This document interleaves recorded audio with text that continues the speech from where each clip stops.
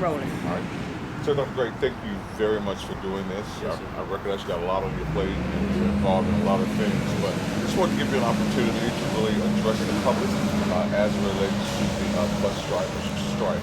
And so I guess I want to begin with the question is just how do we get to this point? Well, I think we need to consider our background. 1 year ago today, Mr. Cain, 1 year ago today, we were in court with the city of Jackson about money. 1 year ago today, we were approaching the banks about refinancing and restructuring our debt so that we wouldn't fall off a fiscal cliff. 12 months is not a long time. However, if we dial back a little more, my research and intel tells me it's been about 5 years, I think, since anyone in the district has received some sort of increase. So we join those two facts together and we meet them here, where we have a school system that is building itself financially again, not anywhere away completely out of the woods by no means, but also a school system with employees who haven't been given some sort of increase in a while. So I think that's how we've got to this point.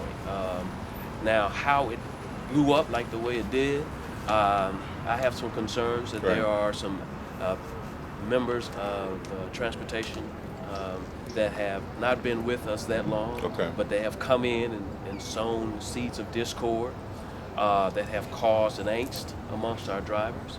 And I'm still investigating that, so I can't say names and anything particular. But I'm a little concerned about that because I have been telling drivers and all of our employees that we're working on it, but we need a little more time because, quite frankly, we're barely just out of the woods financially.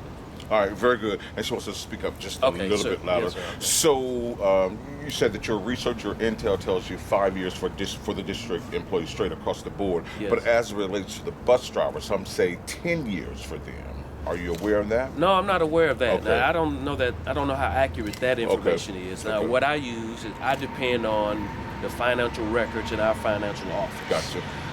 And they say to me that it's been about 5 years. I also depend very heavily on our executive director of transportation, who says it's the same information. All right. I just did a quick scan this morning just in terms of pay the other districts right in the metro area. Right. What is the current rate of pay for the school bus drivers here at JPS? Well, we average, the average is near $11. Matter of fact, I did my same intel. The average salary and district cost of benefits per driver is $15,000. Okay. The average hours of pay, hours per day, is 5. The number of days worked and paid each year, 194.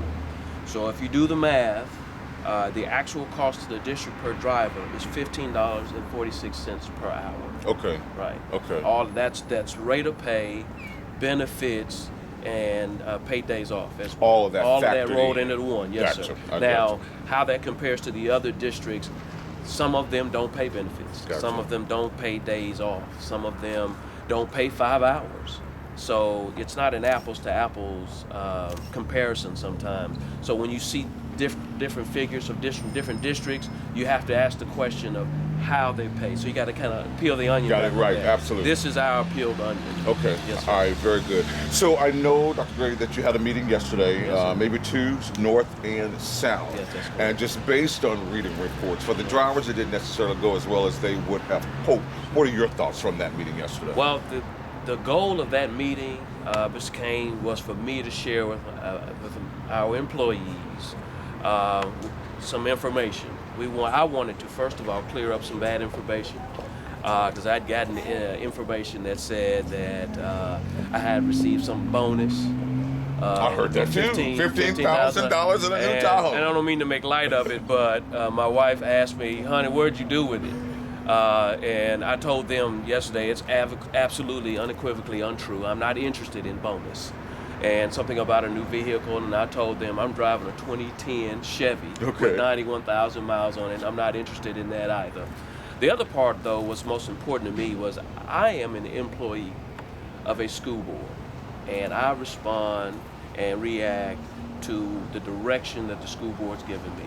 And in this particular case, the school board gives direction through its budget that says, Doc, you got this much money for this year. Right. Operate on that. And I simply told them that I have already approached my boss about what next year and the years after look like. Right. And so, for all intents and purposes, we are where we are.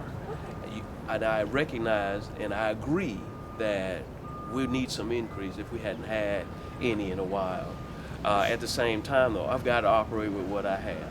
And Mr. Cain, I'll just tell you, one other thing I said, I was, I just kind of stepped out there with this one. And I think that they've shared it anyway, so I'm just going to say it. Right. I told them, as I'm an employee, and as an employee, if I would have done what they did, then I would be fired. And I think I did read something like that this morning as it relates to that. Now, since we are there and we're talking about the meeting from yesterday, so there are those who walked away and said that you gave little regard to their real feelings in terms of where they are in pay. And they felt that they wanted to talk to you and wanted to bring closure and move forward, but your disposition was such that they just felt that you were disconnected and you had a one-track mind. Well, I have to apologize for that. If I came across that way, it was not intentional. Okay. Unfortunately, people don't believe that Cedrick Gray's human. It's just really where it boils down. Are you human? I am a human, brother. You cut me, I'm gonna bleed. I get hungry every night at 6 o'clock and need something to eat, like everybody else. The context of this situation is not only emotional, it's tense. Right. Okay. Right. And I'm being told by my staff, that I can't negotiate because that's not permissible. If you start answering a bunch of questions, right, you're going to start going into negotiation, right, which you're going to put yourself in jeopardy, that kind of thing. Okay. So, but for those who know me, they know that, and I've had conversations, sideline conversations, with bus drivers, some of them preachers and pastors who called me and said, Doc, can we talk? Well, sure, we can talk. I can do that. Okay, I can do that. I can talk to you as an employee. So I'm approachable. If I came across edgy, if I came across that I didn't have, their best interests at heart, then that's not my intent. My intent was to do something that no one else. Actually, I stepped outside of my boundary because everybody was saying, "No, Doc, let us handle it. Let us handle it." Right. I said, "No, I want to talk. At least let them hear from me. Right. You know where I'm coming from." It was never the intention to come across that way. I couldn't field a lot of questions, Mr. Cain, quite frankly, because it would be considered negotiation, and I'm not authorized to do that. Gotcha. Let's talk about the season that we're in. So we're testing. Yes, sir. We're preparing for testing. Some testing is going on. We're preparing for Christmas break at the same time. So tell me a little bit about how the district is handling the students who may be really affected by this. Sure, absolutely. We have already informed our parents via Global Connect, which is the phone system we use, that we're testing, and that we're excusing tardies, but not necessarily absences now, because we are testing. We understand that. Interestingly enough, I checked our attendance from yesterday, and it's up 2%, which was encouraging, which says to me parents in this community value the education of their children despite what may be going on. Now, we do understand that we need to wrap this up as soon as possible, and that's what we're working to do. In the meantime, we are preparing for the holiday break and hopeful that something will happen to resolve this issue between now and then. But parents are still bringing students. I'm dropping mine off. I'm picking mine up. I am a parent too, so I'm feeling this pain. We have 2 board members who have children on the board in the schools. We have, if you count all of the children and grandchildren and nieces and nephews, almost all the board members have been affected. So everybody's dealing with this. This is nobody that's not. We're working now to make sure we close out the semester the best way we know how, and are hopeful that we can do that in a successful way. All right, very good. So I know that there's a board meeting today, this afternoon at 4 o'clock. That's correct. Tell me, just as far as your vantage point, in terms of moving to a resolution for this, what's happening in the district? Well, now the 4 o'clock meeting is the responsibility of the superintendent is to report to his boss about what's been going on. And so that's what it's about. Okay. And we'll be speaking specifically about employees, and just letting them know where we are right now. And then I get the marching orders from them about next steps. Okay. So that's them, and I'm an employee, and so I have to wait and see what So they're you have a do. report. You report to the I board. report to them, just like Absolutely. any other employee Right, like I will report to their the boss. ship. Exactly. Absolutely. And then you wait for your boss to say, okay, thank you for this information. Here are some questions I want you to research and do, or here's some things I want you to do about what you've said. All right. So let's go back to the strike in particular. So I recognize that money is an issue for them. There have been reports about not being, unruly children, unruly students, disciplinary problems. Yes, so in lieu of what happened at Mara and in lieu of what happened near Wingfield High School, Right. do you think that those are valid concerns from the drivers? And I've worked in 4 public school districts, and in every one of them, there's always some issue with student discipline. Okay. Anytime you have a handful of kids in one room, guess what? They're not going to get along.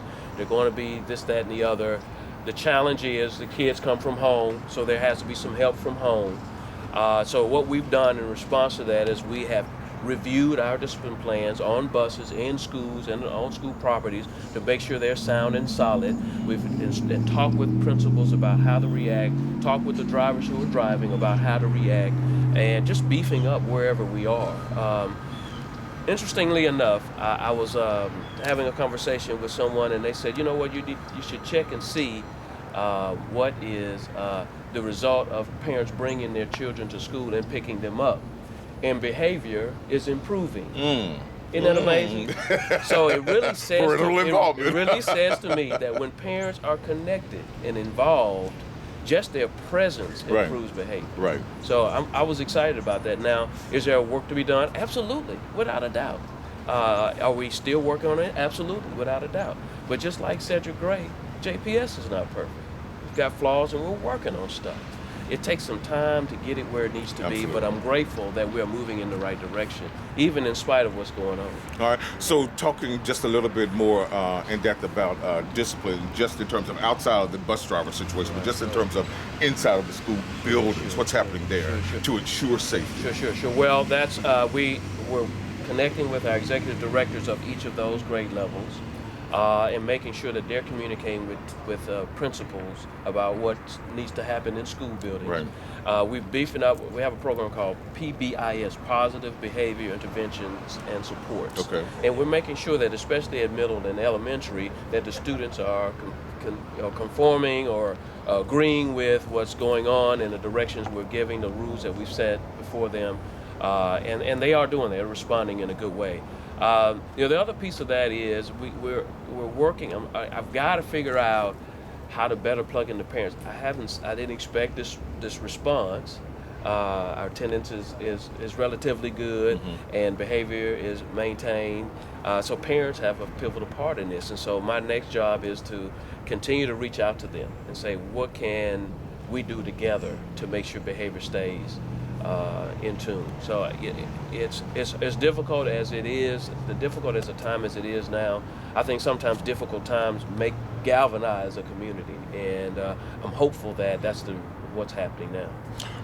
I know you cannot predict a time frame that this will end. What are you hopeful for as it relates to ending this? Well, right now I'm hopeful that my boss will give me some next steps about what they would want to see happen and what they would want to see done. And I don't, as superintendent, my second system, I don't get before the board, and I won't speak for them. They have to speak for themselves.